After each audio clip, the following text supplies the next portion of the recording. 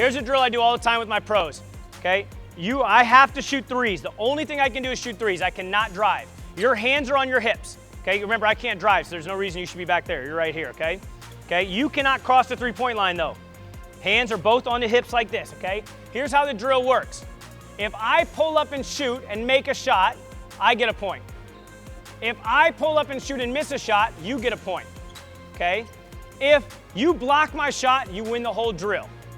And if I hezzy and get your hands to lift off your hips, I get a point, okay? We're gonna play to 7, so let me get you down there to rebound. You ready? So basically, the way to win the game for you is block my shot, okay? I'm only allowed to go from this elbow to this elbow, shifting, and then I can just pull up and shoot, okay? Hands are on your hips, don't be grabbing you up right there, okay? You ready? So I can just shoot anytime. That's 1. And stop. Why did you hezzy like that? Why did you go right there and react?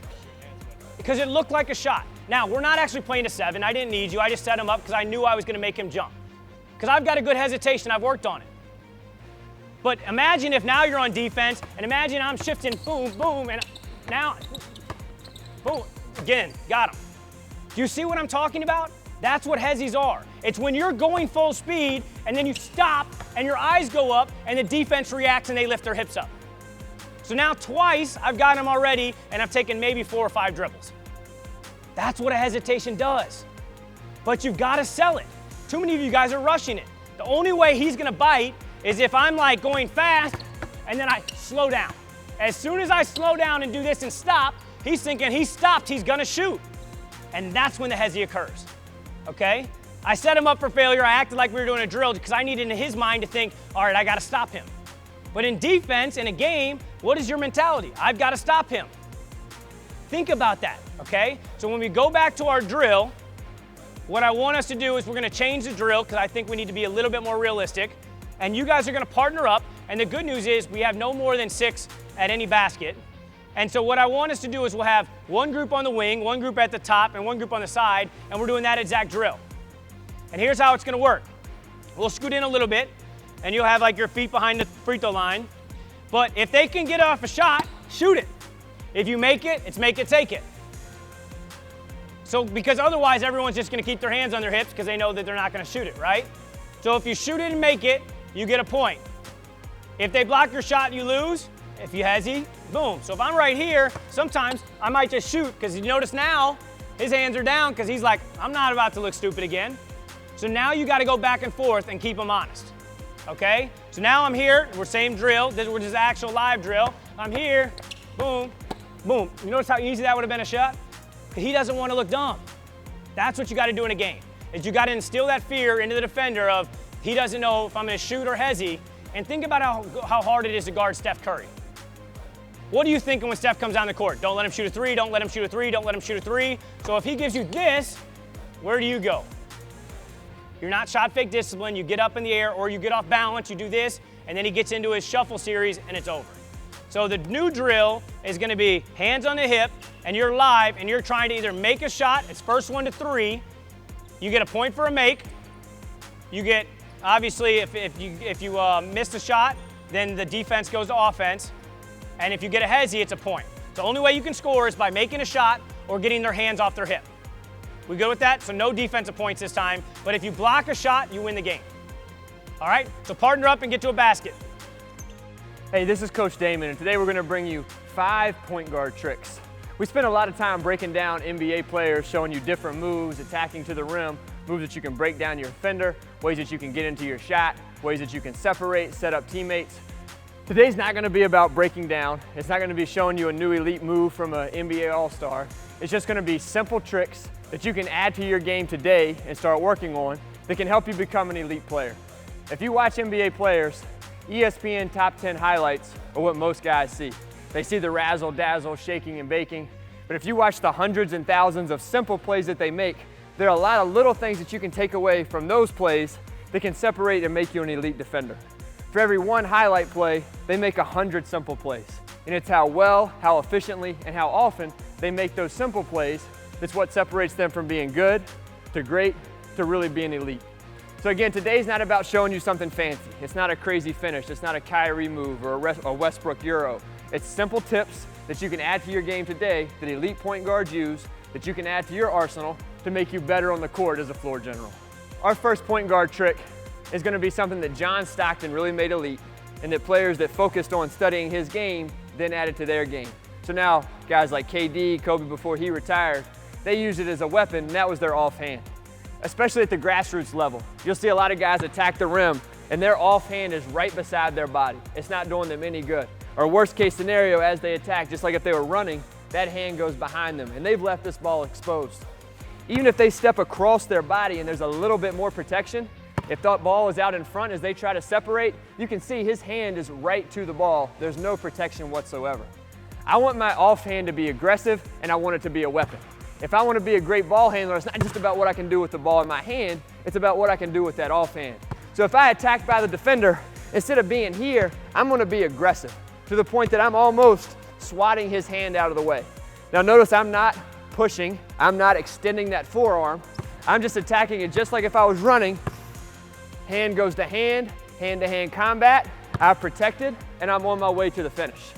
This is something you can work on adding to your game today, whether it's doing 2-ball drills, tennis ball drills. When we talk about true ambidexterity, this is one of those examples. So I can beat, and my left hand is not impacted by my right, and I can protect. Now it doesn't stop just after I get his hand out of the way. If I'm truly an elite player, as I attack downhill, I'm going to keep that arm here in an arm bar. If you watch the Bucks play and Malcolm Brogdon, he's one of the best in the league, even though he's just a rookie, at attacking, getting that arm bar. And if you watch guys, they are trying to fight through his arm to get there. But he's so strong, he's created that separation. He can get to his finish. There's no push off. There's no chance of an offensive foul, but it's just arm bar here, protect, separation, and finish. Very, very simple. It's not a crazy crossover move, but if you can get to where you're aggressive and your offhand is a weapon, it's going to make you much more effective in any move that you do.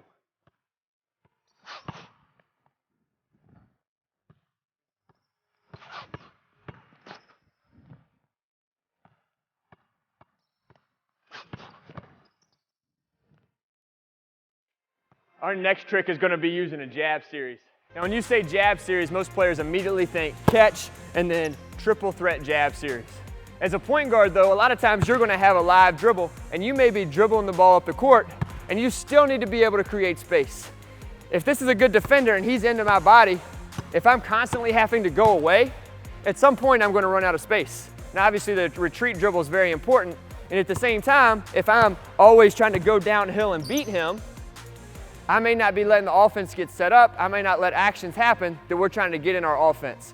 So what I'm going to use is a dribble jab series. We can call it a dribble triple threat, where if my defender is guarding me here, just like if I was going to jab out of triple threat, if I hard jab, that much space may be all I need to get into the offense, to get a little space and call a set, or to get into my shot. Now I can jab several different ways. If my defender is guarding me here, I can side jab, and that creates space laterally in a driving lane. I can hard jab at, so I might rotate my hips right between his feet, create space. I might go hard jab at with my ball foot, where I'm here, jab, and I've again created space. In this dribble jab series, everything is here, short, quick, and violent. A tiny little bit of space is a lot of opportunity for me to make a play. It's not your standard triple threat jab series, but if I'm an elite point guard, these jabs can add a whole new element to my game.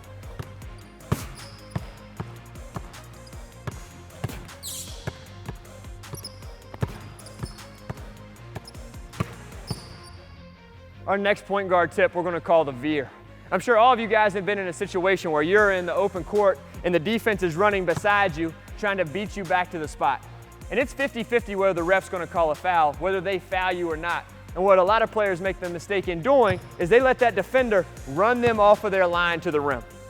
Now this isn't just applicable in the open court, it's no different if you beat your man as you attack the rim from the wing, from the top of the key. Anytime you get your man on the hip, it's a foot fight, it's a hand fight, all the way to the rim. In our veer, what we're going to do is if he's beside me, is I'm going to try to veer and get my body in front of his. If it's side by side, it's hard to tell what's going to happen when we get to the rim. If he's behind me, I'm in a total advantage. I can fully extend, I can jump stop on 2 and draw the foul. So as we attack and I'm downhill, if I'm straight lining it to the rim, I'm trying to veer and get my inside foot in front of him, and I'm veering him off his line while maintaining mine on the way to the rim. Again, this should still be the same at a triple threat if I attack the rim. Let's say I jab and then I'm attacking. If we're here and we're hip to hip, I've got a little bit of an advantage. But if I can veer and get back in front of him, I'm in control. I want to get to the position where it's not 50-50. I'm not hoping the ref calls a foul. I'm not making a tough finish. I'm in total control with the defense on my back. I'm downhill, forcing reactions where I'm either going to get an easy shot or an easy setup for a teammate.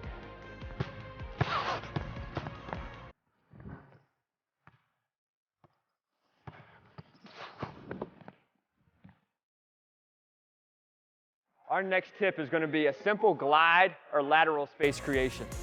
If my defender is guarding me here, if I said, what's your definition of triple threat? You would immediately say, if you're in a position where you can shoot the ball, you can drive, or you can pass. If I'm an elite player and I have a live dribble, I still should have those three options. And as a defender, he has to respect and guard those three options if I'm squared up to the basket.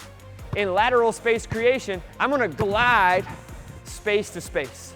And as you see here, if I glide and he has to react, chances are I'm going to be able to create more space than what he is. And you hear a lot of times coaches talk about with defenders, either they can or they can't move laterally very well. And if you can move laterally better than your defender, you can create a lot of space and a lot of opportunity. One way to look at it is, if he's guarding me and I have those three options here, that's three things that he has to respect.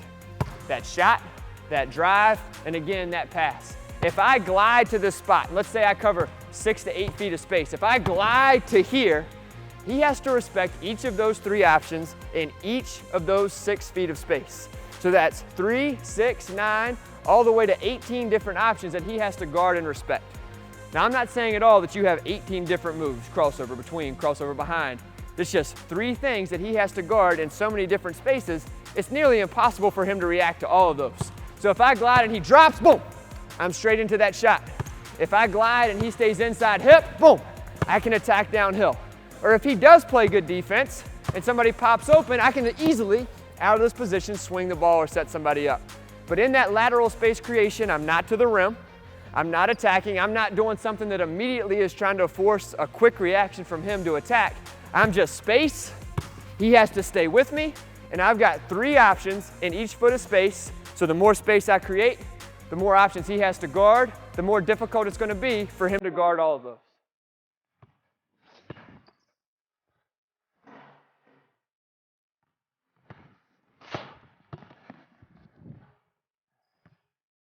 Our last point guard tip, we're going to call eye fakes.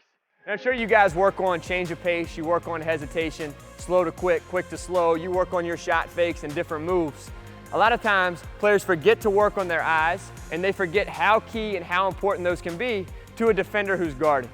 If you watch a lot of games, you see a lot of times defenders, even though they're taught to watch the midsection, they'll end up making eye contact, or they'll be looking at the ball and trying to see where the ball is going before it gets there to anticipate and get steals, get deflections.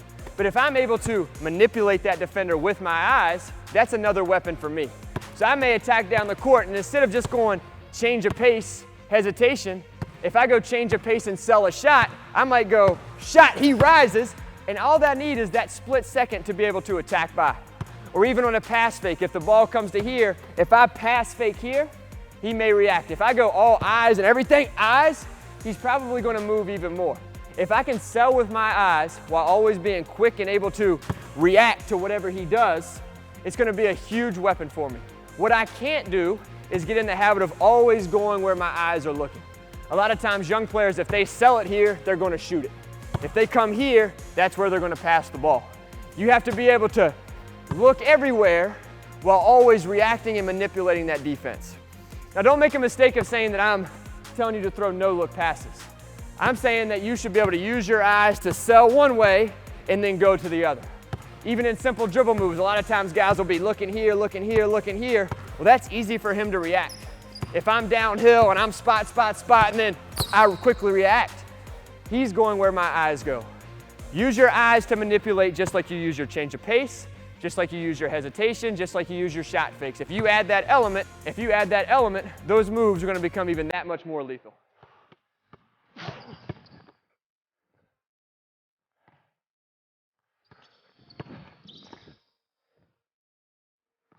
With each of these 5 tips, there was nothing flashy. But to be an elite player, it's not the ability to do an elite thing one time. It's the ability to do the simple things over and over and over again. If you have a good crossover, adding the protection is going to make it great. If you're explosive in the open court and you finish pretty well, this is going to make you exceptional using the veer. These little tricks and techniques are how you take your good to great. And if you're a good player and you want to be elite, it's about taking what you're already good at and making it what you're an exceptional player with. Add these tips to what you already do well. They're going to make them better, they're going to make them more effective, they're going to make you more elite. Hey guys, it's Coach Allen, and I wanted to share with you my own personal 5 to 6 minute seated stretching routine that I do once or twice a day.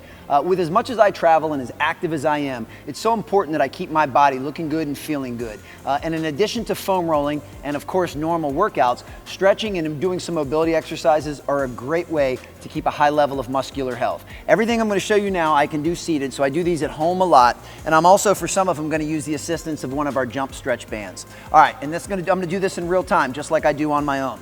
First one, I'll just lay on my back, and I'm just going to hug my knees into my chest, and I can even get a little rock back and forth. Goal is to really just try to loosen up my lower body, lower back.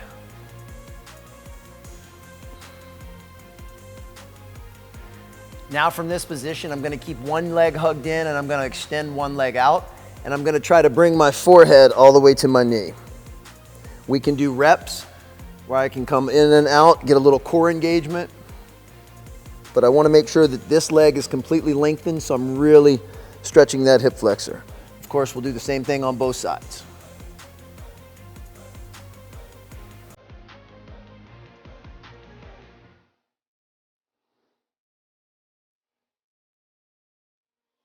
Now I'm going to lie on my right side.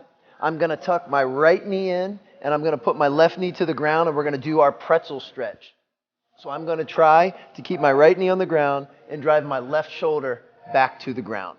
Great full body stretch. Really engages the hip flexors, the quads, upper and lower back.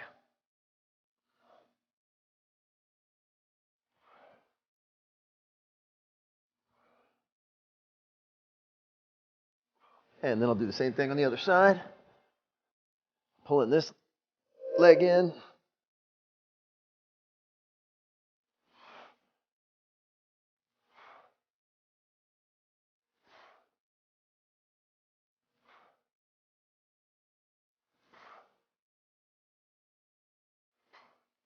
Now from here, I'm going to go to a seated position, and I'm going to cross my right leg over my left, and I'm just going to have a seat. Now for some of you, this will be very easy. This happens to be a really tight muscle group and joint for me, so this alone is rather challenging, and I'm trying to push my chest towards my knee, getting a really great stretch in my glute. And again, each of you should be going through your full range of motion. I can get a little bit of a rock if I want, just add a little extra range of motion. And then I'll do the same thing on the other leg. You'll almost always notice that one side will be tighter than the other. Driving that chest towards your ankle and knee.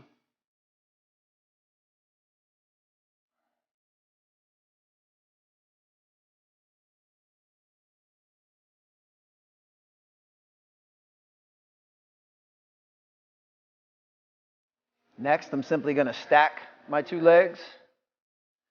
And I'm going to reach with both hands. Going to get a real intense stretch in your hamstring and in your calf. Some of you will be able to grab your foot. If you can't grab your foot, aim for your ankle.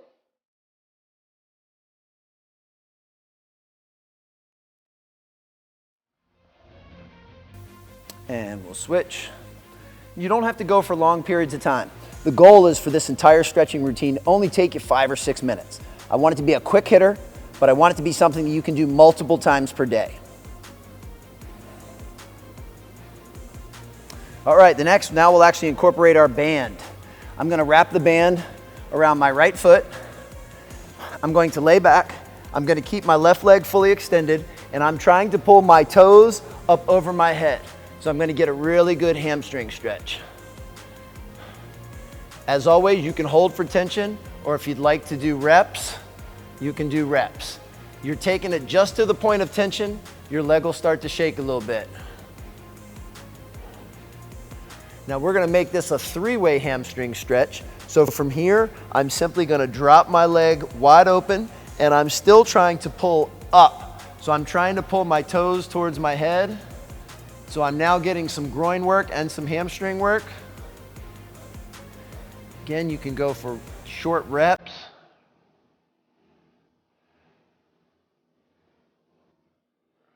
And now I'm gonna bring it all the way across my body, and I'm gonna get a good stretch in my IT band and glutes as well as my hamstring. I'm gonna try to keep my shoulders down, and I'm still pulling up through the band. This is a very, very intense stretch if your IT band and hamstrings are tight. But it feels great when you're done. And of course, anything we do on one side of the body, we will always do on the other. So now I'll just give you the exact same thing one more time.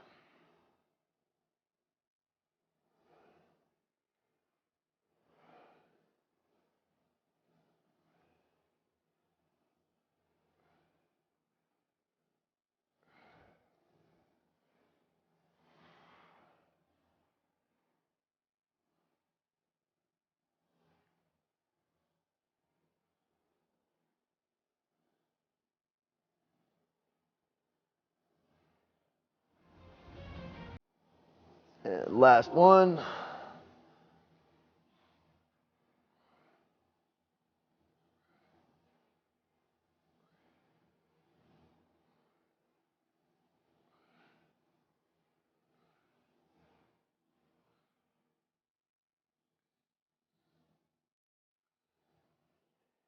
And there you go, a real quick hitting, seated, full body stretch routine that you can do multiple times a day. Make sure you're looking and feeling great. Next thing we're going to talk about here is what we call our daily vitamins. And these are a series of drills that we make sure that we do every single day. Just like you get up in the morning and you take your vitamins, it's no different than some of these drills that we're going to do. And as a player, what's perhaps the most important thing about what you do if you want to be a great player is it's the unrequired work that's going to separate you. And what that means is it's the work outside of practice, before practice, or after practice. And this is where your daily vitamins come in. It's what is your routine before we start our team activities. I've worked with James Harden, I've worked with Chris Paul, Devin Booker, plenty of other players at this elite caliber, whether it's Trevor Ariza, Eric Gordon, it doesn't matter. All these guys have a routine. Now, are your daily vitamins going to be the same as mine? It's hard to say. But the skills that we're trying to work on are also going to be based on whatever your role is or your position within the team. What we're going to look at first is our shooting progressions, and let's take a quick peek. So you may or may not have a rebounder. Maybe you have a partner. If you have a partner, one guy goes and the next guy can go. Right now, Bardo's going to be my rebounder. First thing we're going to do in terms of our shooting progressions is we're going to start out close to the basket and we're going to do one-handed form shooting. There's plenty of different ways that we can do these one-handed form shots. The way I prefer to do these shots is actually just kind of stand under the basket right here, get the ball in my shot pocket above the eyebrow, and my cadence or my rhythm is bend and extend. And maybe we decide that we're going to make 10 or 5 before we move to the next spot. Big keys are to get up on your toes, load that elbow, finish with a high follow through. We want that elbow above the eyebrow on the close, and make sure that every single shot looks the same as the other.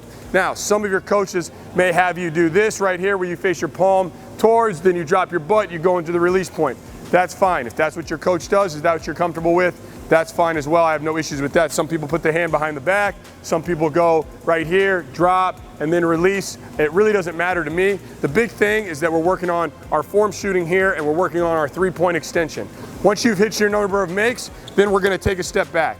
All right, so now I've taken a step back, I've increased the distance.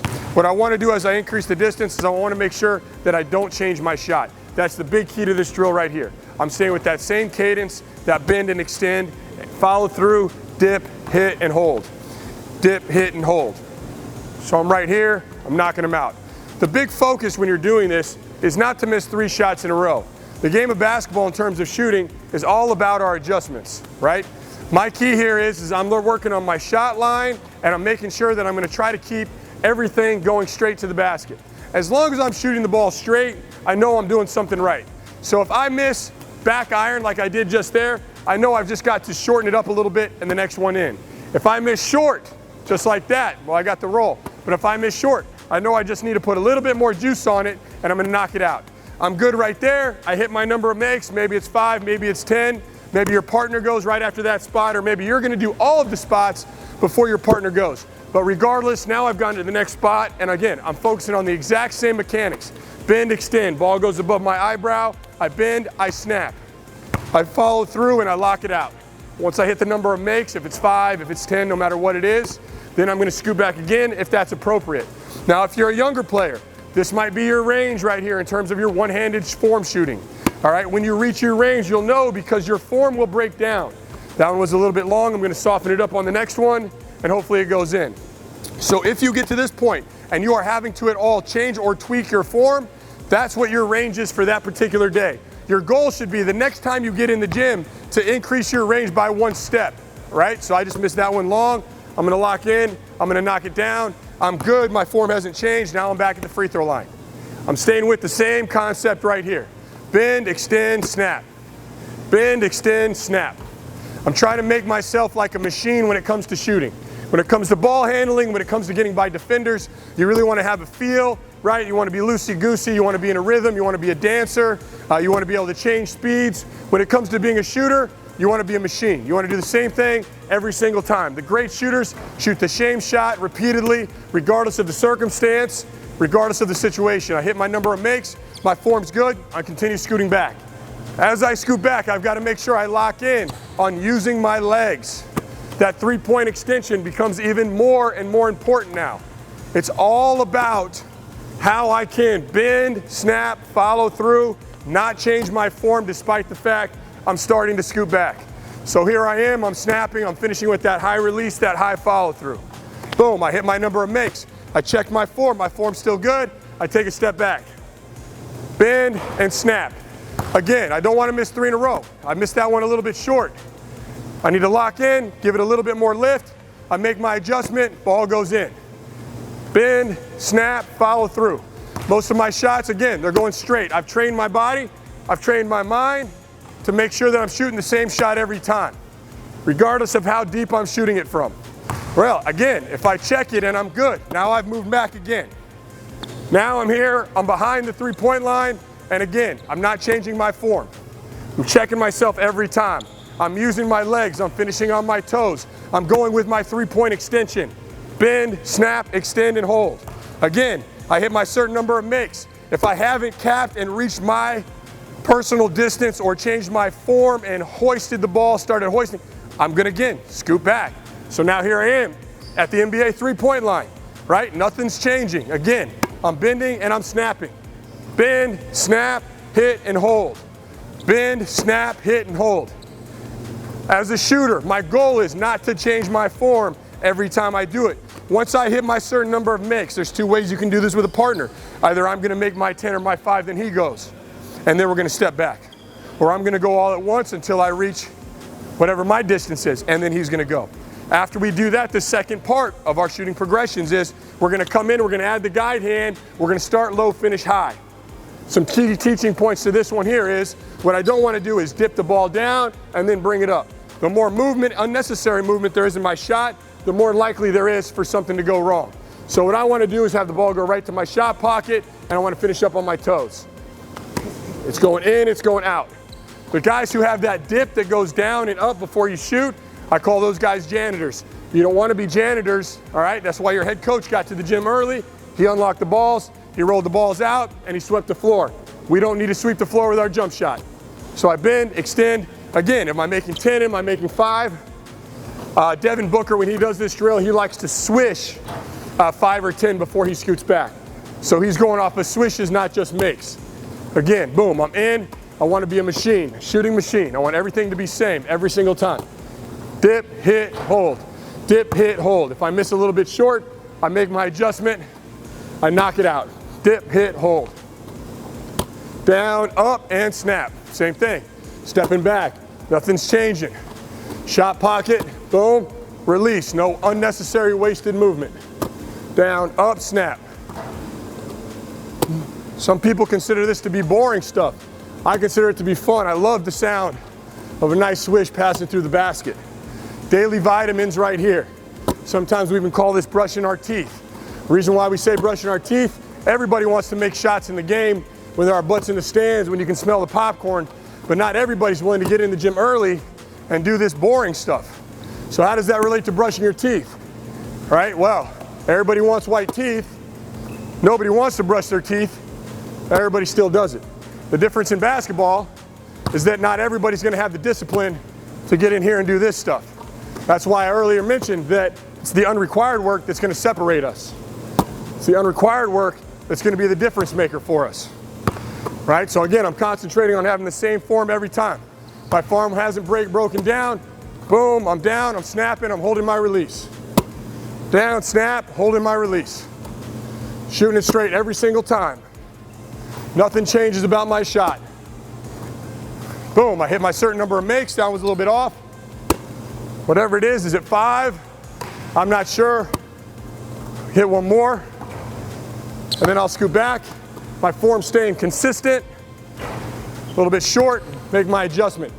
Another big key factor to shooting, guys, is staying in the moment. I missed 2 in a row right there. My goal is not to miss 3. Once I've missed 2 in a row, there's an opportunity for me to tighten up in that moment, but I gotta stay present and I gotta stay focused, and I gotta stay locked in more on my mechanics, less on the result. It's about the process, not the result. Now I've moved back. Boom. I'm back further. Again, I'm locking in to knock it down. In, up, snap.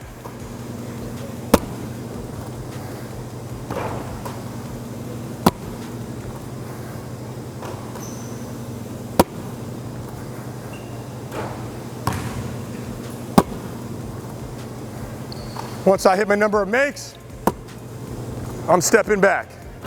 Remembering to use my legs. That one was a little bit short. So now what I've got to do is lock in, I've got to focus, and I got to give myself a little bit more lift on it.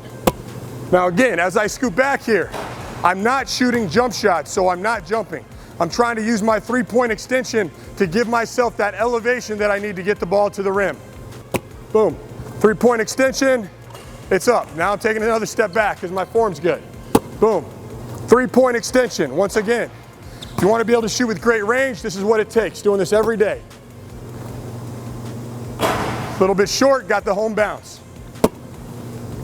This is probably a good distance for me. This is probably my range. If I take another step back, I'm probably end up throwing the ball. But right here, that's a pretty good distance for me to knock it out. So now I know what I've reached, that's my limit, and I'm coming back in. Now what I'm doing is I'm adding the jumping element to my shot. The way we teach it here is we're going to teach base leg 80-20. I'm going to sink 80% of my weight into the base leg, 20% of my weight is going to be on my step foot. All right, when the ball comes in, it's out, and now I'm jumping. The hard ones are these up close ones right here. I'm shooting a jump shot from this distance, but I'm trying to snap it off as if I'm shooting it from the 3-point line. What we don't want to do is what I call a flick and follow. So we don't want to shoot it and then follow through, and it's very easy to do that at this distance because this is really hard to put the appropriate amount of spin on the ball and shoot it with a soft touch. Again, what's my mix? Is it 5? Is it 10? It's my partner's turn. Poor Bardo here has to rebound for me all day long. It's a good thing he dropped some great assists. He's a dime dropper. Here we are. Boom, dropping it in. Is it 5? Is it 10? Don't know what it is. I'll make one more. Scoot back. I do all of this part of the daily vitamins. So this is before practice even starts. First thing I do when I get in the gym, I did it every single day. I did it before every practice. In high school, I did it before every practice. In college, and I did it before every game where it was possible. And I mean that because sometimes you play in tournaments and you get 20 minutes to warm up. Or if you're at the NBA Summer League and you only get 10 minutes to warm up. But Ray Allen would take that taxi ride over early. Every single game he was on the road, he was one of the first guys there. So now I'm shooting my jump shot. Again, nothing's changing. I'm locked in, I'm shooting it the same way every time. Shooting it nice and soft, keeping it straight. Nice and soft, keeping it straight. Nice and soft, keeping it straight. Taking that step back. Once I've hit my makes, focusing on not changing anything about my shot. I'm shooting the same shot from here that I shot from the first spot. I'm shooting the same shot from this distance that I shot from the first spot. Literally nothing about what I'm doing changes. Hit my number of makes, step back to the NBA line. Nothing changes. If you want to shoot with great range, this is how you build your shot. This is the foundation of your shot right here. This is where your shot is created, perfected. This is where you make game-winning shots, right here. I can shoot a little bit further behind the line. That one was short. My form hasn't changed, so I can scoot back. Kids these days, all of you guys out there, if you haven't built the foundation of your shot and you get back here, you're throwing it, not shooting it. I've worked hard to build the foundation so I can scoot back. A little bit further. Knock that shot out. And not just knock it out every now and again, but knock it out with consistency. Right? Now I can even scoot back. Nothing's changed with my shot. Everything's straight. That one was a little bit short again. I don't want to miss 3 in a row. I'm trying to make an adjustment. A little bit short again. A little bit short.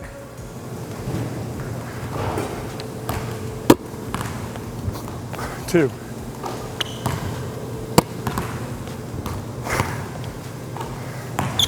Three.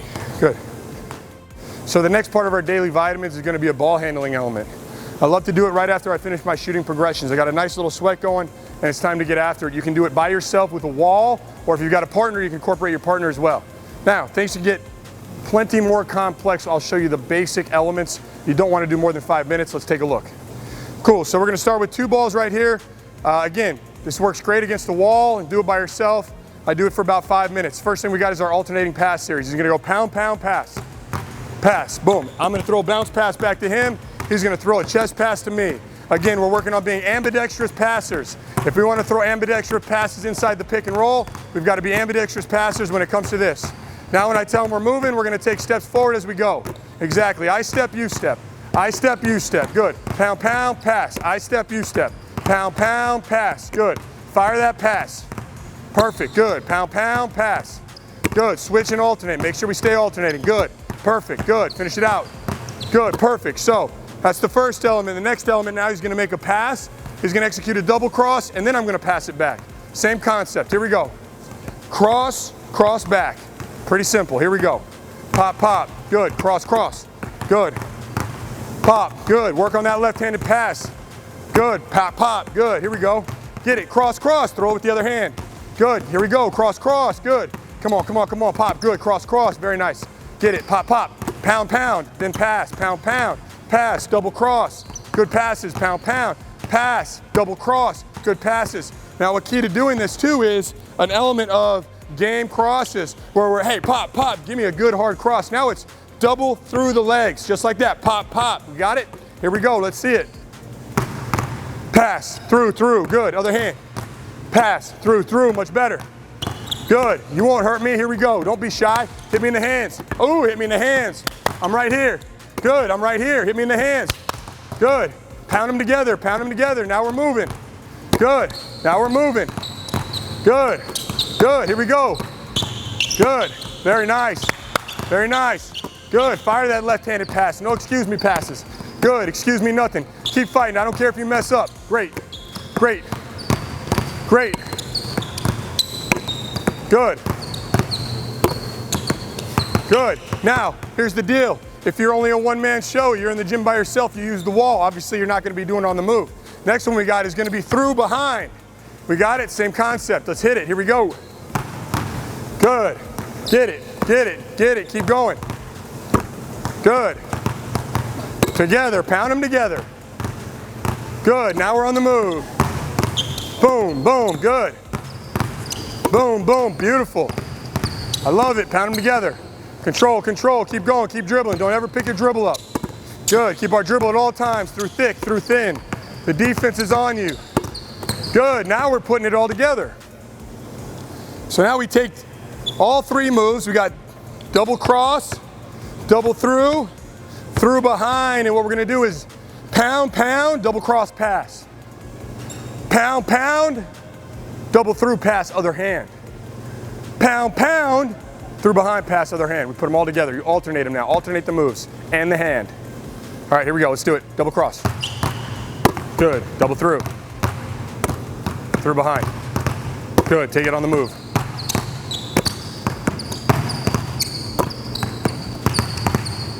Great job. Great job. That's what I'm talking about. Now you got it. Now you got it. Keep eating. You're good. Keep eating. Here we go. Good. Good. Good. Perfect. The last element of our daily vitamins here is going to be our finishing series. After we finish our ball handling, and of course we did our shooting progressions, we're going to do a little bit of finishing. This whole routine altogether should take you about 15 minutes, 5, 5, and 5. After that, you should be ready for practice, ready for a game, ready to dominate whatever your level is. Let's take a look. This is not a conditioning drill. We're focusing on the technique aspect of the finish. So we're going to start right around the elbows, all right? So what we're going to do right now is we're going to just attack with one bounce. First finish, we call it the goofy finish. So we're going to go one bounce, and we're going to go right, right, throw off the shot blocker. Let's take a look. Bounce, right, right. Now we're going to switch sides. So when you do this by yourself, you don't have a coach. Get your rebound, touch the elbow, one bounce. Now it's left, left. Left, left, right? So the footwork right there on that is going to be, we bounce once, boom, and we're up, right to the rim. Shot blockers are timing your feet. Rudy Gobert comes over, Clint Capella are timing your feet, throw them off by getting it with an in-between step, a half a step early. Here we go. Boom, left, left. Typically what I like to do is hit 3 finishes of each kind. Let's make one more for this. One more, one more. Here we go. Same foot, goofy. Right, right, right, right. Here we go, pound. Right, right. Just like that, good. Dribble it out, dribble it out. Hit the elbow, pound, left, left. Beautiful. Now what we're gonna do is we're gonna do add a late change of direction into a goofy. So we're gonna go one bounce, through, one bounce, goofy, which is gonna be left, left now. Here we go. Through, bounce, left, left. Good, do it again. So Kyrie Irving, I believe, gets over 100 different finishes. Again, it's not conditioning, it's finishing. 100 different finishes before most practices. Here we go. Let's take a look. Boom, good, good, good. Same thing on this side right here. Again, we're changing. Now it's right, right to the middle. Right, right, throw off the shot blocker. Pound, right, right, good. Do them again, here we go. Through, up. Good, dribble it out, hit the elbow. Good, turn around. Boom, up, up, good, great job. Now we call this the waiter. The waiter walks around with the platter. They've got your drinks on it. You know, hopefully it's a nice cold ice water right here. Could use one, right? Hey, what do you need? All that. So what we want to do is we want to serve the ball up now. So we're going to have change of direction here, and we're going to go right into our shot right here. Right? This is where if you're a dunker with big hands, you can palm it and you can go up straight to the dunk. But again, we're here, boom, we're through, and now we're taking off of our right to finish with our left. Here we go, let's take a look. The waiter, serve it up. Serve it up, serve it up. Up, good, good, here we go. Here we go, let's knock it out. You gotta make 2 on each side. Through and up, good. Boom, and up, serve it up. That's perfect. All right, now what we're gonna do is we're gonna Euro back to the middle. All right, so again, ball's gonna stay outside hand right here.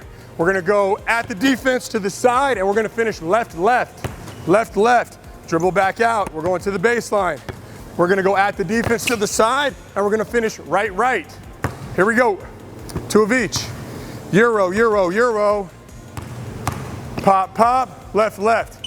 And the big key here is, what we don't wanna do is jump to the side of the defender and then back to the other side, too far to go. Too far to go. What we want to do is almost go right at the defender and then to the side of the defender. Here we go. Good, good. Other side now. James Harden is great at using the ball fake and different aspects of that to create that opportunity. Here we go, pass fake to the corner. Pop, pop. Good, good. This side, this side. Pop, pop, finish, good. Now we're gonna go inside hand finish. So we're gonna Euro, and now we're gonna inside hand finish. All right, we're gonna dribble out. We're gonna come to this side. Boom, Euro, inside hand finish. Here we go. Pop, pop, gotta get probably a little bit closer. Good job, dribble it out. 2 on each side. Pop, pop, inside hand, dribble it out. Daily vitamins, every day. consume them every day. My wife says, every single day, to live a long, healthy life. Maybe don't eat a lot of red meat either, but I'll leave that to you. Very nice. All right, now we're gonna add a change of direction into a Euro step. So now we're here, we're through, and now we're gonna Euro back to the outside for the finish. Does that make sense? So we're gonna go through our legs, Euro back. Tack down here, boom, and now we're Euro back to the outside. Again, this is your form finishing routine, a part of your daily vitamins, right? So this is a technique drill, not a conditioning drill, nor is it necessarily like a full speed change of direction drill, all right? You're doing this before the coach even gets in the gym. All right, so now what we're doing, all right, we're gonna go along to the baseline. All right, we'll add this change of direction here. We're gonna go here, boom, get around the block, open your shoulders, square to the baseline, and we're gonna go back to our goofy foot finish. It's gonna be right with a reverse. So we're here, right, boom, reverse. We got it, dribble it back out. Ball's gonna start in your right hand on this side. Boom, through your legs, get around, boom, right there. All right, here we go. Probe the baseline. It's like hockey. Now freeze it right there, you went right through the block. When you probe the baseline, you're like a hockey player. Just pretend this is the goal. In hockey, oddly enough, doesn't make a whole lot of sense to me, you can go behind the goal. Well, that's the goal. You're gonna go behind the boards right here. You're gonna go along the boards behind the goal here. Avoid that. Pretend that you can't run through this. Go around this. Because what that forces you to do is open your shoulders to the sideline. When you open your shoulders to the sideline, not only, stand right there, are you able to see rotating defenders for drop-offs, James Harden to Clint Capella dunk. Receivers are low quad to high quad pass. Corner receivers, reverse pivot, fill behind, but you're also able to open your shoulders for when they think you're gonna pass to all those guys and you're gonna go for a finish. Here we go. Good, good. Much better, and that is beautiful. Dribble it back out the other side. Probe it for me, Nash it for me. Goofy finish, here we go. Good, probe, probe, probe, probe. Beautiful, that was excellent, right? So that's our goofy foot. Now what we're gonna do is the same thing. We're here, boom. Now we're probing, and now we're just gonna go with this sneak, reverse, finish. The one you already showed us. All right, we'll call that the unoriginal. The original, unoriginal. It's a joke. All right, here we go, keep going. Boom, through, probe it, sneak it. Beautiful, good. This side. Here we go, through the legs, probe it, sneak it. Pop, pop, pop, pop, pop. Beautiful, good. The other way we can sneak it is gonna be our near side sneak.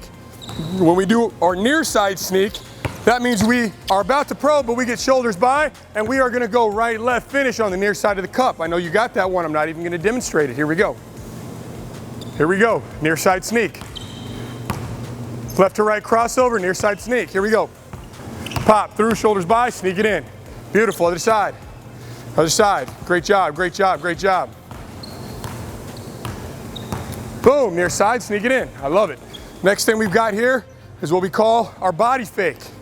All right, there was a Serbian guy named Bodoroga. He was actually the first guy who did this. James Harden does it a lot. We call it the Harden as well. All right, some people call it a drop cross. You know, a lot of different names for it. But now what we're gonna do, all right, is we're gonna attack to the baseline, we're gonna drop the ball, we're gonna step that way, but now we're gonna bring our Euro back to the other side. All right, so we're gonna drop it, we're gonna body fake, we're gonna drop, step that way, step back, and we're going back to our Euro. We got it? You want me to demonstrate it? Here we go. Drop cross, body fake, Euro. Boom, so I'm in. I body fake, boom, boom, and finish. Boom, dribble it out to the other side. Again, I'm coming back. I drop it, body fake, boom. Back to the outside, here we go. Drop your body fake. Beautiful, good. Other side, get it one on this side, one on this side. Drop, pop, pop, perfect, very nice. So now what we did was we dropped it back to the middle. So now we can start with an outside through the legs, drop it back here, and bring it back to the inside. We got that? So we're going here, through, drop, bring it back, outside, finish. Quick, slow, quick. Hey, that's beautiful. That's beautiful. That's our body fake.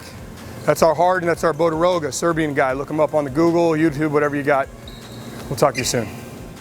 Yo, what's going on, Elite Guard Training? My name is Chris Barnard with Overtime Athletes, strength and conditioning coach, performance coach here in St. Petersburg, Florida, where I specialize with basketball, baseball, football players, really in jump and sprinting. Today's video, what I wanted to share with you guys, the question is the top 3 exercises to increase your vertical as quick as you possibly can. Now, let me preface this video and let me just say it's a loaded question. There's so many variables, and honestly, it would depend on the athlete. For instance, if I had a young athlete that had, just came into me and their mechanics were off as far as actual jumping, I could essentially fix their mechanics, turn on their glutes, and they'd have a bigger vertical jump than if I worked with an athlete like a collegiate ball player with me that I typically would work with, and they would have maybe, a little bit different exercises. So it's a loaded question, but for me being somebody with the vertical jump that I have, if you said, hey, Chris, you haven't trained for the past 6 months, what are the top 3 exercises that you would do to get yourself back up to a higher vertical? For me, it would be first and foremost a power movement, which would be a banded kettlebell swing or a spike. Then my other 2 would be a strength movement and an actual jump or an actual speed style movement, body weight style movement. And that would be a complex set of high box squat paired with a hurdle jump. Now I'll go over each one and why I kind of would do it in that order. I'm giving it to you in the exact order, and I'm not only giving you the best 3 exercises, I'm giving you in the order that I would do if that's all the exercises that I could do. So first and foremost, a banded kettlebell swing. Obviously, you guys know when you perform a vertical jump, it's a quick hip flexion, right? I'm flexing at this hip, and then I'm extending at this hip. So if you look at that movement, right, that's exactly what we're performing. It's more of a bend pattern with a little bit of a squat because you're engaging the entire posterior chain. So the kettlebell swing essentially mimics that movement to the T, right? And really what I'll be focusing on, the reason why I add a band to it is because we're not just focusing on that up phase or that concentric phase of the motion or the actual extension of the motion. For you to be able to attain a higher vertical jump, you also need to be able to absorb force, absorb energy, and teach your body to absorb energy. So when that band or that spike comes, right, that's the eccentric portion of the movement where you're really starting to work that stretch reflex, stretch shortening cycle, teach your body to absorb that energy so that you can overall produce more. Like we always say, if we absorb more force, then we can obviously produce more force. Now the next movement is what we call a contrast method, how we're performing it, right? We do a heavy compound resistance lift, and what we're trying to accomplish is a heightened nervous system, right? I'm really trying to spike the nervous system and get those muscles turned on, the same muscles that I'm utilizing when I'm performing a jump. Now, let me just say this, that a conventional deadlift and a trap bar deadlift are the close second. But for me, what I noticed when I was going for my 44-inch vertical jump, I started really focusing on trying to move my numbers up from the high box squat. And I noticed that they really started to add to my vertical jump. Now, there's a style that I like to do it at.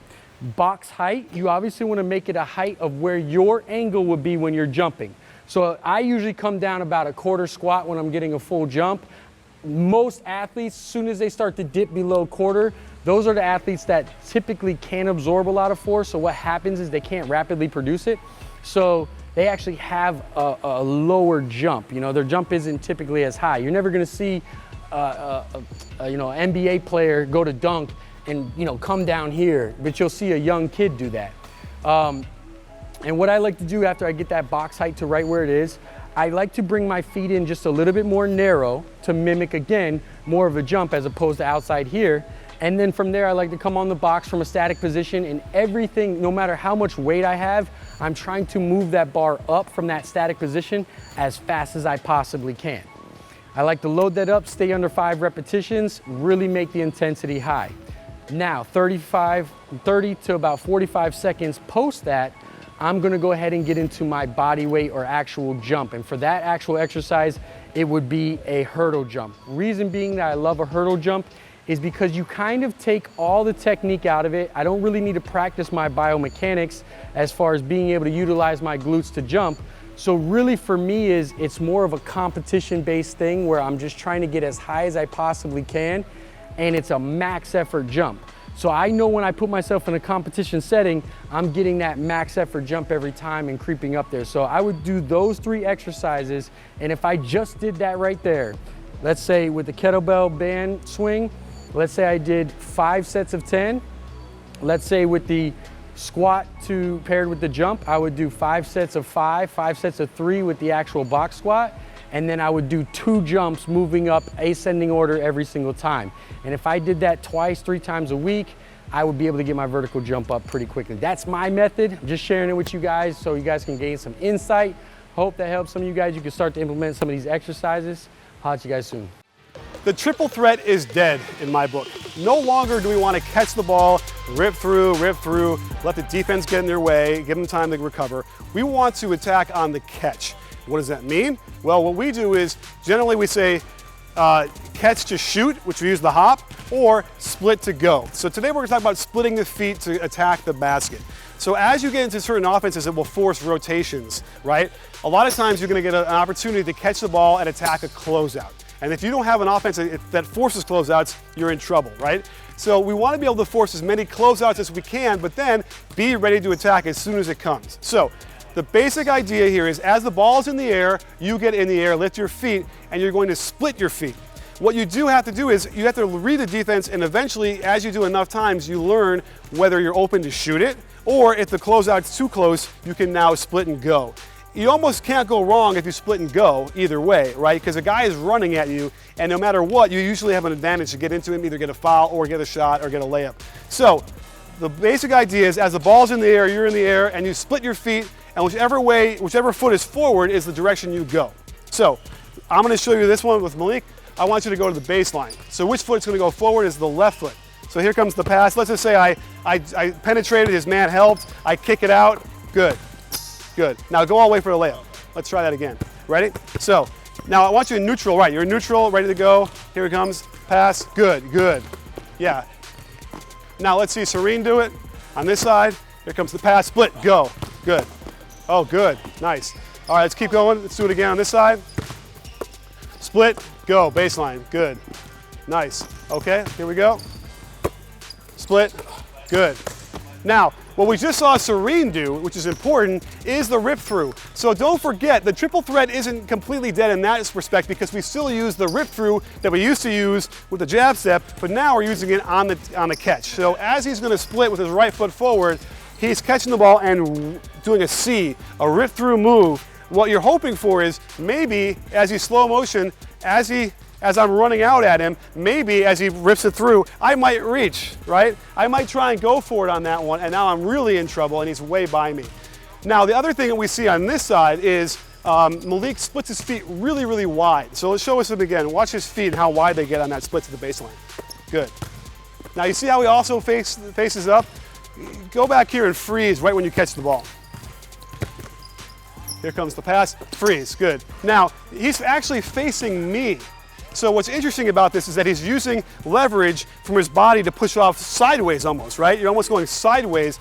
And the wider your feet are, the more distance you can travel, right? So as it's coming in here, you are now explosive and low. If your feet are too close together, you're not going to get as far and you're not going to be as explosive. So really make sure you find that split. You also want to be square to the sideline. Here it goes, and now you turn your hips. That hip motion here is the explosiveness you get. You can't get it if you're already facing this way. So Serene, show us that opening there. So make sure you're open to me. Now, yeah, now go. Ready? Do it again. Yeah, good, good. Now let's talk about going to the middle. So this time, the guy is closing out on the other side. You want to attack the middle. Remember, attacking the middle is really where we want to go. Why do we have no middle defense? For that reason, just because we don't want them to go there. Most offensive players are much better when they get into the middle of the floor. So this time, your right foot's going to be forward, and here's a deep penetration, and you're going to now attack the middle. Good, good. Look at that. Here we go. So it's deep penetration from here. Good, good. Oh, I like the floater. Very nice. Here we go. Lots of room for lots of creative shots here. Oh, do you see that? He did the, we're going to work on that. Here we go. Good, good. So how do you train this? How do you know whether you're open to shoot it or open to drive? Well, you do simple drills where you have guys close out and they learn live. You can't do this slow. It has to be live defense where maybe you get a shot blocked a couple times to realize, oh, okay, he was a little too close there. I got to split and go, or I can hop and shoot it. Another way to do it is, as we're building this, I can say hop as I'm passing and he'll shoot it, or I'll say split and he'll go. So I might go like this, hop and shoot it, good. I might go over here. And over here I can say split, good. And all I can do to make it harder is I can now delay what I'm gonna say longer. So I can go split, good. Or I can go hop, good. See that? So now you can train your players to react much quicker with either hopping or splitting to go, and eventually in the games live with all these different drills, they'll have it down and they will wreak havoc on a defense. Hey guys, this is Coach Allen, and Coach Christian and I are going to take you through an at-home vertical jump workout. Awesome, guys. Before we even begin to maximize our jumping ability, we have to ensure that our landing mechanics are appropriate and optimized, right? I will do this drill here probably about 5 reps, 3 rounds, 2 to 3 times a week, depending on where you're at in your cycle, right? As I'm stepping on here, I want to ensure that my hands and my hips are in the appropriate position as I'm landing. So as I step off, I'm ensuring that my hips are loaded back behind me and my hands are throwing back. We'll see and understand why as this drill continues to progress. But again, as I'm stepping off, soft bend in the knees and my hands are throwing back right as I contact here with the ground, right? How high should the box be? The box, really over time, that's a great way to kind of progress yourself, right? As the box continues to get higher, there's higher amounts of forces, there's more amount of stability that your body needs to be able to build so that we don't have, right, as I step off, I don't have an earthquake. Every single time we make contact with the ground, our body, lower body and upper body is both super stable. Perfect. And I know we're on an artificial turf here. What's the ideal surface to land on? For a basketball player, if we want to try to mimic the game as much as we can, let's get into a flat surface that does not have any type of turf. Something that has the same type of feedback like a court would have. Perfect.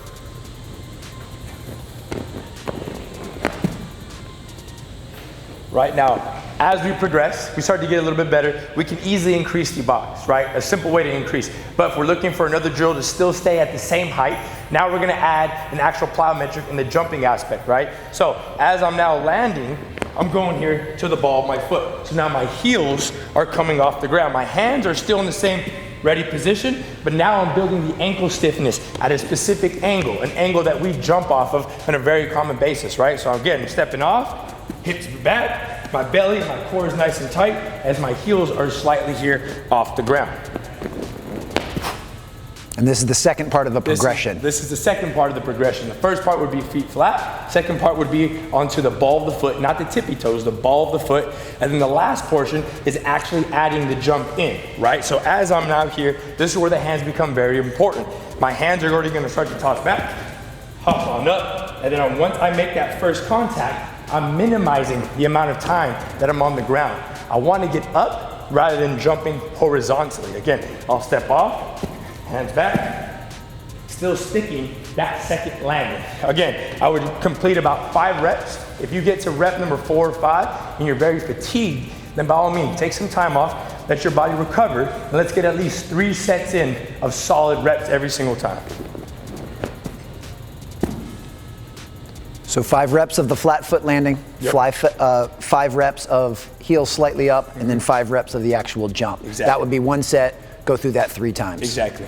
Perfect. Awesome. So once you get done with those 3 progressions right there, the next thing that we're gonna get into is a non-counter movement jump. A lot of us, right, in basketball are very used to utilizing the stretch before we come up and produce force. But what we need to get better at if we want to become a better jumper is utilizing the jump without using the stretch. So what does that look like? I got my feet here in this ready position.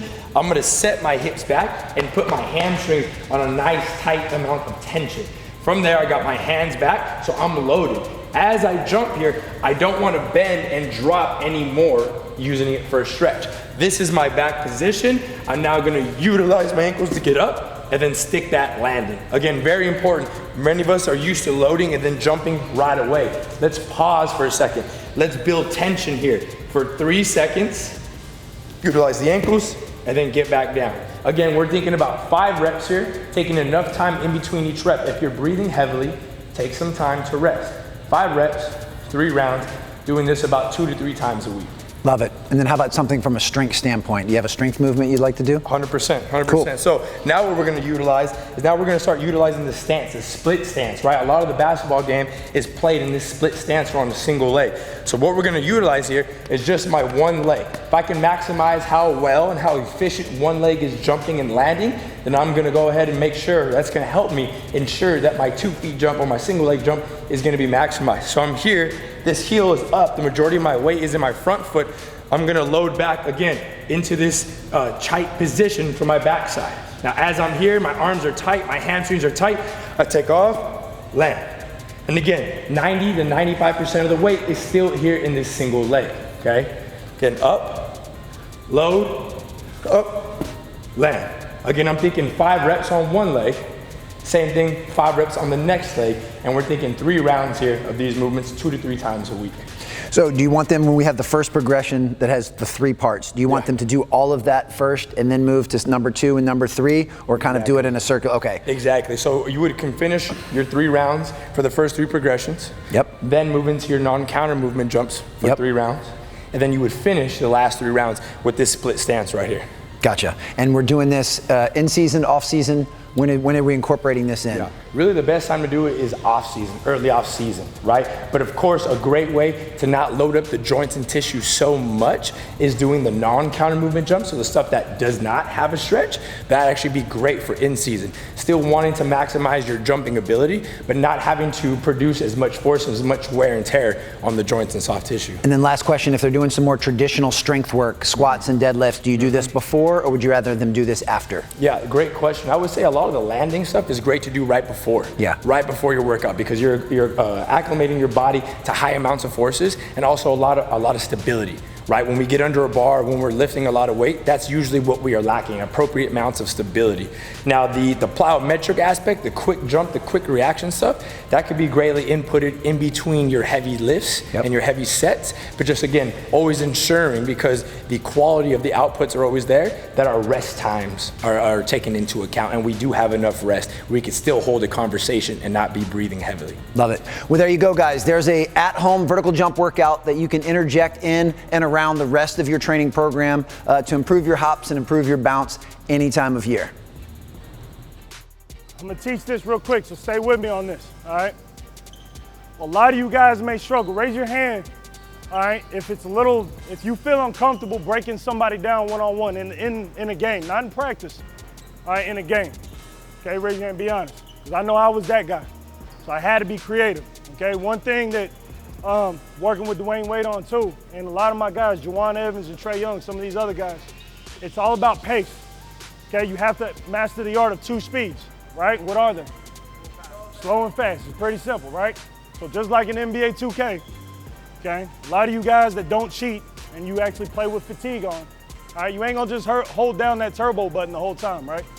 You gotta let go of the gas sometimes. It's the same thing when we're in a half-court situation, okay? So play defense.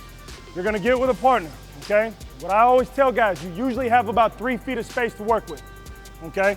In that 3 feet of space, remember, we got help side, all right? Let's say if I'm at the top of the key isolating. I got help on the weak side, help on this side, same thing. So we talk about a 3-foot box. This is all real estate, okay? My biggest thing with this pace, I just want a nice lateral glide, okay? So I'm moving east to west to set up my defender, okay? I want to shift this defender outside of this box. Does that make sense? So let's say I catch, I pop up, right? Stay where you at, okay? Right now, where's the open gap? Right here, right? So as soon as I catch, I got to square up, look at the basket to increase my vision, all right? I want to catch, I see right, I see to my left. I see the open gap, you follow? Okay, so now it's important, it's really simple.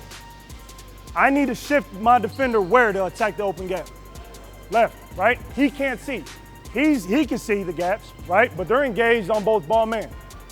My primary defender he has no idea which way I'm about to go. Okay, so it's simple. I set him up out this box, and as soon as my feet plant, that's when I shift gears. So I go slow to fast, right? So it's slow, boom, fast. Now right here. Now, once I start attacking, what are you anticipating? Help side. What else am I anticipating this defender to do? Sprint and cut me off, right? So now I'm just playing chess while he's playing checkers. All right, I'm automatically knowing that I got to get into my counter move. All right, so if I go east to west, boom, I'm here, I see him cut me off, boom, I'm going right here, and then I can get into my shot or I can kick out. Does that make sense? Okay, pretty simple method. The other thing, when you guys learn how to attack spots and attack these gaps, when I get an angle on this defender by setting them up, I'm always creating an angle by shifting them east to west.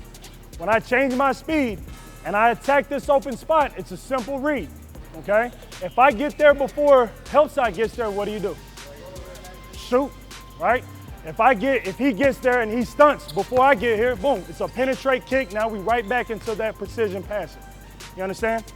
Okay, so that's kind of the whole method of when you're breaking down a guy off the dribble. Okay, we have to have a general idea of which direction we want to set up, which way we want to attack, and then also anticipating the help side, all right? Or in this case, also the on-ball defender. Okay, everybody got that part? All right, great. So now, on this drill, all we're gonna do, all right, you guys are good, all right? We're just gonna go 3 times east to west, all right? So I want you to shift them.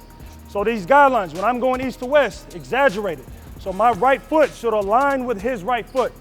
That's gonna create an angle for me to attack, all right? So we'll just go 1, 2, 3. So it's 1, 2, pop, 3, and then I could stunt, I could go out of this position, attack downhill, or I could automatically hit him with my counter, okay?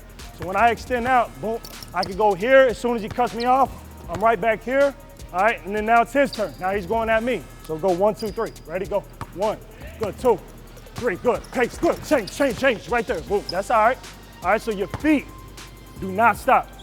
You understand? We work on anticipation. So on your counter moves, it's a simple wrap, all right? Or it's really maybe even a spin move. Those are the only 2 I like to teach when you're going downhill, okay? We're not gonna have the luxury of attacking here, stopping our base or our foot speed, all right, pulling the ball back and then trying to go, okay? We're just trying to get to that second line of defense, all right? So attack, anticipate the defender cutting you off. Let's get a simple wrap behind the back or a spin move. Let's go, right hand low, taps.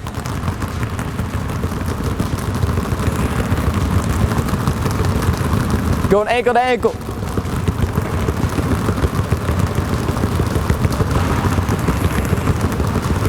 Eyes up. Right side of the body. All the way back.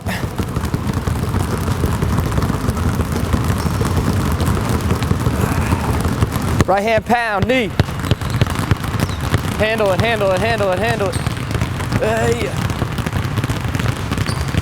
Hey, stay low, stay low, stay low, stay low, stay low, stay low, stay low. Stay low, shoulder, shoulder, shoulder. Yeah. Stay engaged, stay engaged. We're going pound, 1, 2, 1, 2, pound, 1, 2, pound. Good, good, good. Hey, hey, hey, hey. Good, good. Now we're going pound, in and out, 1, 2, pound, in and out, 1, 2, pound, in and out, 1, 2. Let's go.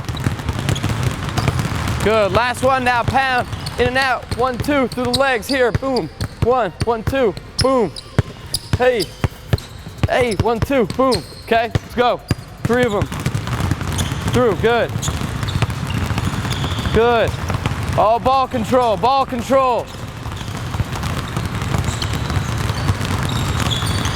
Hey, 1, 2, yep. Good, way to push yourself, way to push yourself. Good, eyes up. Good, I like it, good. Good, good. Good. Good, stay low, eyes up, stay low. Eyes up, stay low. You lose the ball, you lose the ball. Good, left hand low, taps. Left hand. Eyes up, eyes up. Hands off the knee, chest up, chest up. There you go, perfect. Good, good, good. Ankle to ankle.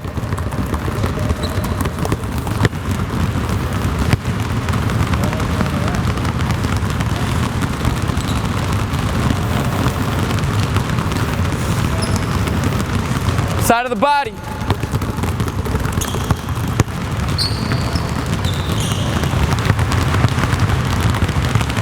Good. Now we got pound, in and out, 1, 2, through that leg. Pound, in and out, 1, 2, through that leg. Pound, in and out, 1, 2, through that leg. Let's go. Good, perfect, good. Nice. Good, eyes up. Good. 1, 2, good. Like it, nice. Good. Good. Eyes up, eyes up. Good.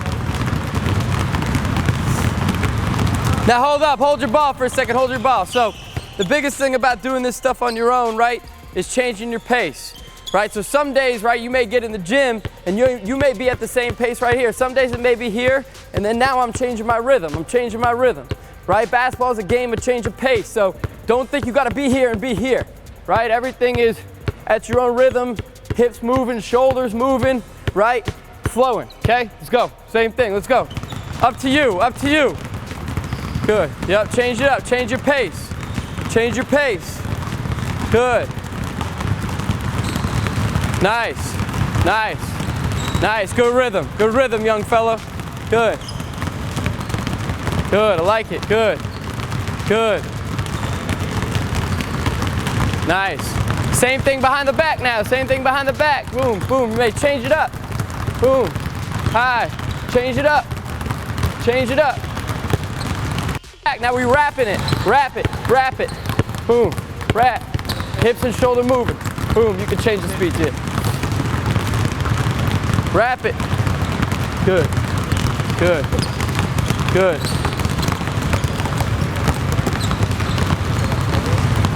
Nice, nice, I like it, good, good. Change direction, change direction.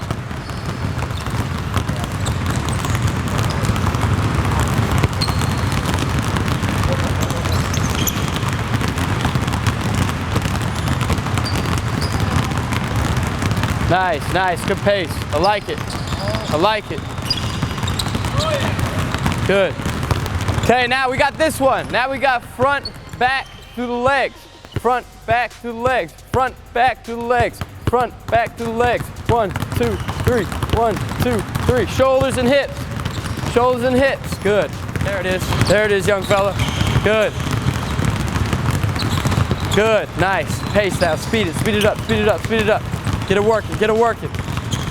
Good. Rhythm, get my hands out of there, boom. I'm here, engage those hands, right? Yeah, come on, come on, come on. Hey, hey, hey, hey, hey, good, good. Okay, now just find your space a little bit more. Now we're gonna kind of move in about a 2 to 3 feet window, okay? So first one I want is you're just gonna go in and out, cross through the legs behind the back. Boom, back pedal back. In and out, cross legs behind the back, boom, here. 1, 2, 3, boom, here, boom. 1, 2, 3, sorry. So you may mess it up though, you know what I'm saying? But you keep flowing. But we want in and out, cross through the legs behind the back. In and out, cross through the legs behind the back. Okay, let's get it, come on. Good, yeah. Good. Attack downhill. Hey, 1, 2, 3, good. Good, cross it. Good, good. Cross it here, in and out, cross it, very cool. Yep. Good, good, good, good. Woo! Shit, my fault.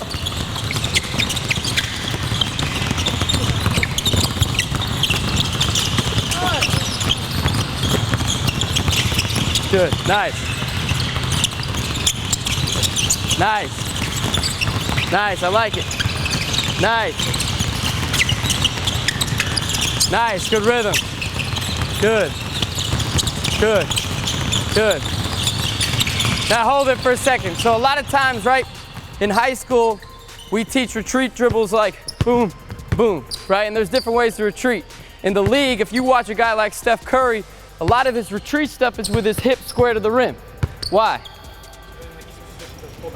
So he can shoot, right? Now you're unpredictable. My hips are open. Now my hands are engaged, so I can't get the ball poked. But now I can make my change. And boom, so that's the reason why, boom, we're here. We're here, and then now we're into our move, okay? Let's go. Finish it up, couple more reps. Good. Good, good, exactly. Hey, downhill, boom, boom, boom, downhill. Don't let me poke it. Good, boom. Don't let me poke it, good. Hey, boom, good, good. Good, nice. Couple more. Good, good, good, good. Time, okay, now next one, right? And don't get frustrated, we call this a Turkish step. I don't know if you guys are too young to remember Hedu Turkoglu, but it's what it's named after, okay? So now you're coming in your drop crossing, boom, boom, boom, pull back. Any which way, so you can pull back that way, you come this way, boom, pull back this way, boom, come down, change hands, boom, pull it back, okay? Same thing, let's go. Good. That's perfect.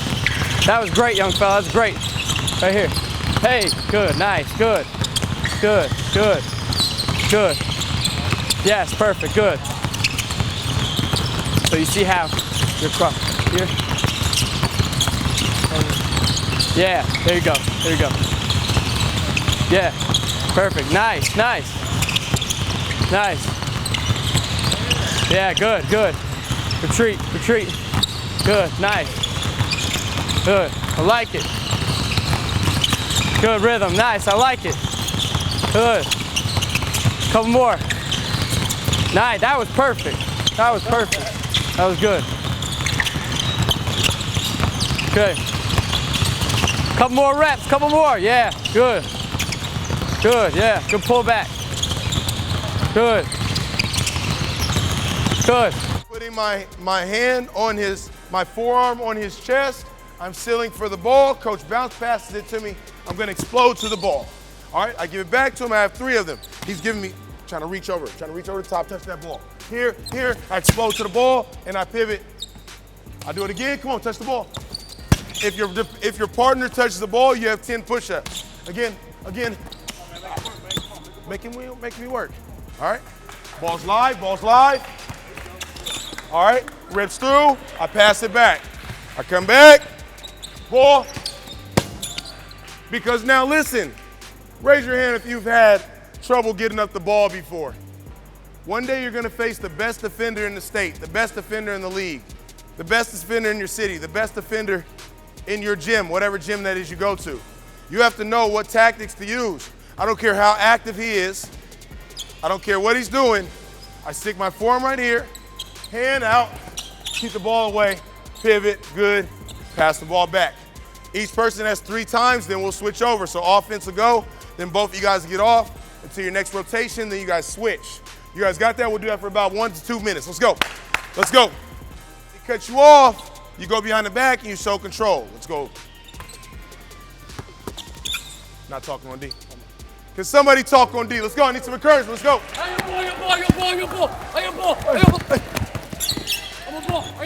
got ball.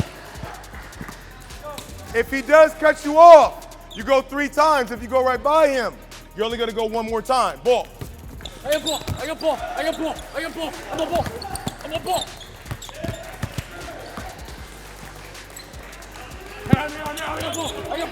It's mine.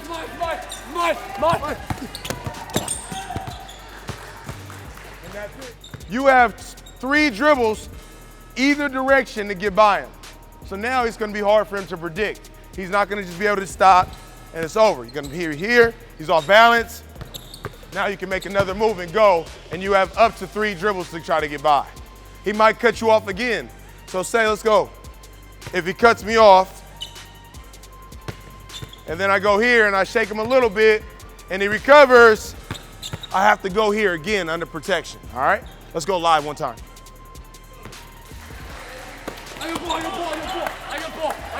I got ball. Hey. Yeah.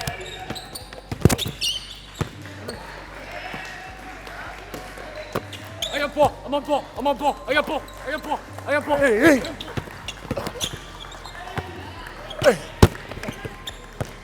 Like that, all right? So after the cutoff, we're 3 to 4 dribbles and we're done. Let's go, let's work. Let's go defense. This drill is just really big when it comes to being a point guard. You know, I feel like every point guard needs this type of work because no matter how athletic you are, it's all about concepts. You just need to know how to get the ball at the court, angles, when to show control, changing speed. You might have a defender that's really energetic. You have to know how to slow motion it. Sometimes Derek Fisher gets the ball at the court on the best guards in the league. He's not the quickest, but then again, Kyrie Irving is one of the quickest guards as well, but he knows this stuff, so all point guards need this type of work. And this is what we call the high elbow. So we're gonna put that chair at the high elbow, and we're working on getting the ball up the court left hand. So if you guys can make a little lane for me. Okay, so I'm coming up the court. All right, and I'm not going all the way to the side. I'm kind of right here. My defender isn't really hounding me. He's about 3 feet off, of me. He's not leading me left though. He's running me straight up. He doesn't even know what's going on. He does not see that screen right there. Okay, so actually let's move that chair and let me get a screener. The chair will turn into a screener. Again, just giving you concept. So he's here and he doesn't step up, just one step screener. Screener, not defender, yep. So he chooses now, he does not know it's there. I get the upper hand, I go. He's trying to go across, go over the top of the screen. I'm gonna cut him off a little bit, explode to my spot, and I'm gonna shoot. All right, we'll go again. The only thing about this drill, you have to earn the space of your defender. If you don't, you're not gonna be able to come off of it. So I have to get some type of move that's gonna create maybe a foot, maybe only 6 inches. So he's guarding me, I'm here, boom, I'm here. You get what I'm saying? You have to create some type of separation to explode off of this screen. One more time. So look, this is where you fail. If you just try to come across, playing D, no, play real defense. This isn't gonna work. You're gonna be locked up trying to get across. That's not gonna work. You have to show him, I still have an option. If I blow by left, you got 50 push-ups.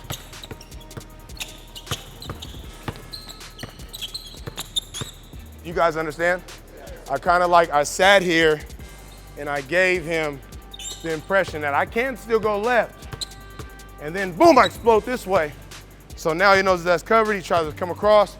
I close that gap, I explode out. Now I have a jumper, a layup, or a drop off, or a behind the back pass to a great shooter right here. Coaches, can we get that chair on the high left elbow? High left elbow. Say, hey, let's go, I'll trail you. No, you have to make him trail. So boom, you do your move, he acknowledges the spot, you explode, and now you got a head start on him, so he's kind of already trailing. You can't stop right here. No, you come across, he goes over the screen. Now he goes over the screen, then you cut him off. Then you explode to your next spot. I see a lot of you guys stopping before you even come off the screen. Again, I want you coming off the screen, so coach is here. He knows I can go left, knowledge a little bit, boom, I make a quick move, he's trailing, I get in front of the screen, off it, now I'm here, and I shoot. And as I'm coming up, I see what's around me, kick outs, I see everything. Let's go, let's go, let's work. Let's work. Oh, don't get ripped. Okay, okay. Put that left hand into the contact. Put that left hand into the contact. Oh, left hand. Yeah, yeah. There you go. Put that left hand into the contact. Hey, oh. Nice, good. Good. Left, on the left rib. Last time you guys snaked and went this way. You bumped him there, went this way. Now I'm gonna have you cross over and shoot your jumper. If I blow by you left, you have 100 push-ups. I'm here, I'm coming off.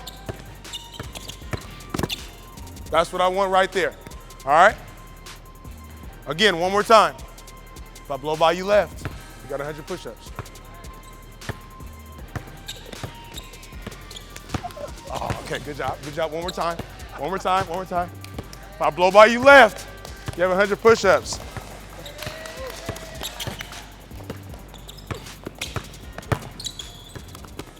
Good D, good D.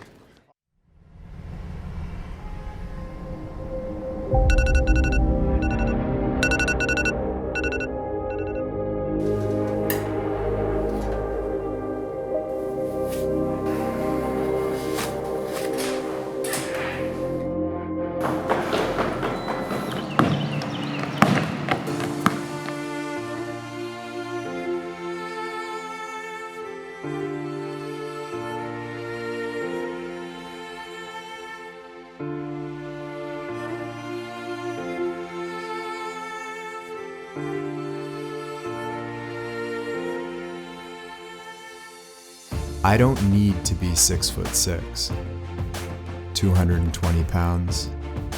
My genetics are just fine the way they are. People talk about natural talent, God-given ability. I'd rather make my own.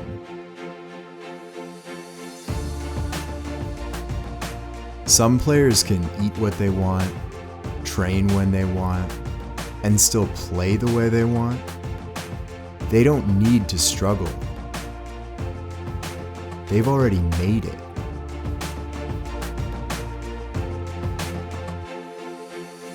Give me that struggle. I want to see what I'm made of. And when I'm finished, I'll show you something that's never been made before. While other players are thinking about what party to go to, I'm thinking about how empty the gym will be while they're out partying. And while they look for the next shortcut, I'm busy taking another step on the long road. I don't want a free handout. I want to pay the price until that price pays off.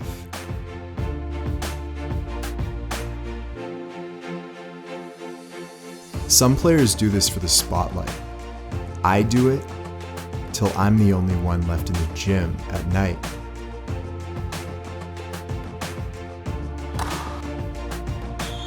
I don't need anyone to tell me how good I am. I already know how good I'm going to be. Some players were born to play basketball. I was born to become a basketball player. Very few people know the difference. So go ahead, take yours. I want to earn mine.